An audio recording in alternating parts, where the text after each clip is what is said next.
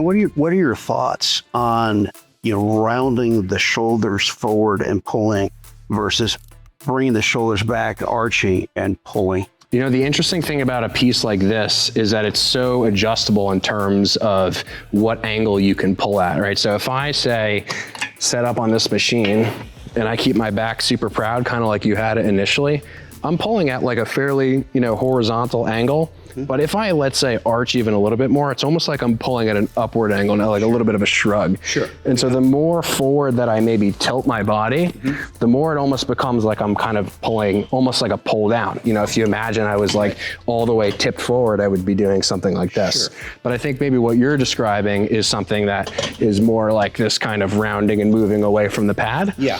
I actually think that could have an application if someone wanted to do something that was, that included all of their back simultaneously, like all of your erectors, right? All those muscles that contribute to the deadlift and so on.